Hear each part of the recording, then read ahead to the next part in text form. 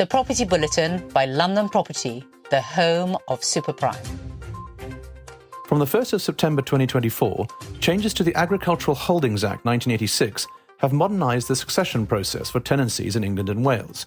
These updates are designed to reflect the current farming practices and policies. The commercial unit test has been removed. Potential successors can now occupy other agricultural land without being disqualified. Successors must be a close living relative, spouse, child, sibling, etc., and have derived their main livelihood from the farm for 5 of the last 7 years. Beyond training and experience, successors must now demonstrate they can run the farm commercially and sustainably, ensuring they meet high standards of efficient production and environmental care. These updates offer greater opportunities for progressive tenants while maintaining a more rigorous process for succession. However, it's important to remember that statutory deadlines for applications remain strict. Landlords and tenants should seek legal advice promptly in cases of tenant retirement or death. The Chancellor of the Exchequer, Rachel Reeves, is being urged to introduce an exit tax, targeting wealthy individuals moving their money abroad. The Resolution Foundation, a left-leaning think tank, has recommended that Labour implement a capital gains tax (CGT) charge for those relocating overseas. This suggestion comes amid reports from wealth managers that increasing numbers of the ultra-wealthy are leaving the UK ahead of the upcoming budget. Under current tax rules, investors do not pay CGT on UK shares if they remain outside the country for over 5 years. However, the Resolution Foundation's report, which outlines the fiscal options available to the Chancellor ahead of the budget on October the 30th, proposes abolishing this loophole. The think tank argues for the introduction of an Australian-style exit charge that would apply CGT when individuals leave the country. Countries like Australia, Canada and the US already impose exit taxes on investors when they establish tax residency elsewhere. The UK may follow suit, as it faces the possibility of losing up to 9,500 millionaires this year, more than twice the 4,200 who left in 2023, according to the Henley Private Wealth Migration Report. A survey conducted by Oxford Economics also revealed that 63% of non-domiciled residents, non-doms, plan to leave the UK within 2 years or are actively considering it. In countries like Australia and Canada, individuals who cease to be tax residents face a CGT charge on their shares, as if they'd sold them. Similarly, the US enforces an exit tax to discourage high-income individuals from renouncing their citizenship. If a similar tax were introduced in the UK, an investor leaving the country with a £200,000 gain could be required to pay around £40,000 in tax upon departure. Experts believe that the Chancellor may consider implementing an exit tax to curb the exodus of high earners and business owners. While tax rises are anticipated in her first budget, the Chancellor has ruled out increases in income tax, VAT or national insurance. Wealth managers have noticed a growing trend of non-doms leaving the UK in response to Labour's stance on taxing wealthy foreigners. Domiciled individuals are also relocating due to concerns that Labour may raise inheritance tax or CGT in the October the 30th budget to address the so-called £22 billion deficit in public finances. Nimesh Shah of accountancy firm Blick Rothenberg warned, the government does not want to see a capital flight out of the UK. He suggests 2 possible solutions, either dilute the current non-dom proposals or take the more drastic step of introducing an exit tax. This would involve a deemed disposal of your assets upon leaving the UK, with a corresponding tax owed to the authorities.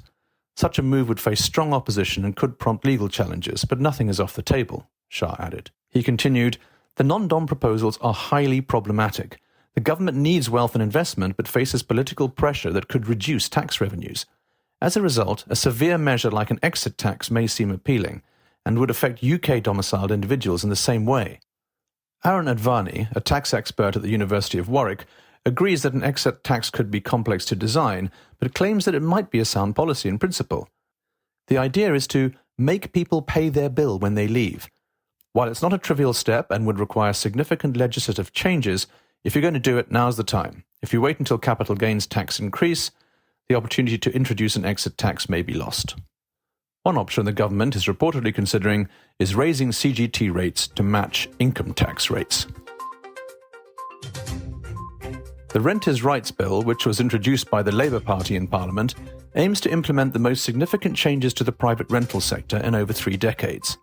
The bill focuses on enhancing tenant protections for the 11 million private renters in England. No-fault evictions will be abolished. These currently allow landlords to evict tenants without providing a reason. This practice led to nearly a third of rental households facing eviction in 2023. A decent home standard will be introduced for private rentals, setting a minimum requirement for the condition of rented properties. Around 20% of homes are expected to need improvements to meet these standards. The bill also aims to prevent unjustified rent increases designed to push tenants out, and will attempt to ban rental bidding wars, where tenants are encouraged to offer more than the listed rental price. The so-called Awab's law will be introduced, which would require landlords to address hazardous living conditions, like damp and mould, within a set time frame. There will be new regulations on pet ownership, giving tenants the right to request a pet. The bill is met with both praise and concern. While tenant advocacy groups welcome the end of no-fault evictions and improvements in housing quality, landlords fear increased regulation could lead to more selling off properties. Some landlords worry the removal of no-fault evictions might flood courts with eviction cases, but Labour argues that a new ombudsman for housing disputes will reduce the burden on the courts. Critics, like former RICS chairman Jeremy Leaf, expressed doubts that the bill will effectively address the chronic shortage of affordable housing. While the legislation brings more tenant protections, its broader impact on the housing market remains a subject of debate, particularly concerning rental supply and landlord participation in the sector. Rightmove plc, the UK's largest property portal, has attracted takeover interest from Australian real estate listing provider REA Group Limited, causing Rightmove's stock to soar by 27.6%, adding £1 billion to its market value. REA Group, part of Rupert Murdoch's News Corp, said it's considering a potential cash and share offer, but has not yet approached Rightmove. REA's share price dropped 5.3% due to concerns over a possible equity raise to fund the acquisition. Rightmove responded by stating that no formal approach had been made and advised shareholders to take no action. Any deal could significantly expand REA's footprint in the UK, while analysts suggest a large premium might be needed to secure the transaction amid rising competition in the UK property market. REA has until September the 30th to announce its intentions under the UK's Takeover Code. A merger would create a combined group with greater scale and investment capacity, potentially enhancing Rightmove's commercial and mortgage services, while addressing competition from CoStar-backed On the Market. However, analysts warn that REA would need to raise $6.1 billion Australian dollars to fund the deal, creating potential risks for shareholders. According to the Times newspaper, the aristocratic family behind the Howard de Walden estate will see their annual dividend reduced to £44 million this year, following a significant drop in the value of their extensive Marylebone property portfolio. The estate, which spans 95 acres and includes 800 buildings in central London, experienced an 8% decline in value, equating to a £332 million drop between April 2023 and March 2024, leaving the portfolio valued at £4.17 billion. This marks the second consecutive year of decline, following a £200 million reduction in 2023. Sir William Proby, chairman of the Howard de Walden estate, attributed this slump to rising interest rates, which have negatively affected property values in healthcare, office spaces, and to a lesser extent residential sectors.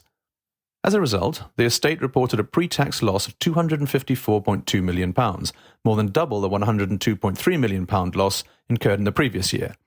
Consequently, the family's dividend has been reduced from £50 million in 2023 to £44.1 million this year.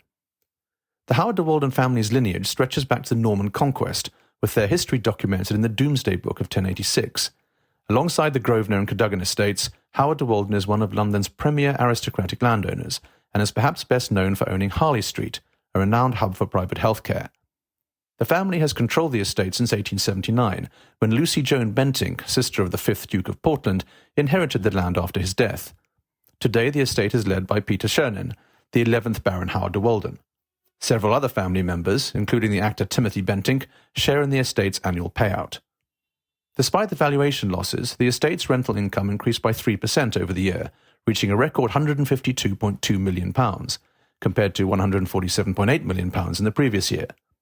Excluding valuation losses, pre-tax profits remained steady at £74.6 million, slightly down from £74.9 million in 2023, with higher operating costs offsetting rental growth.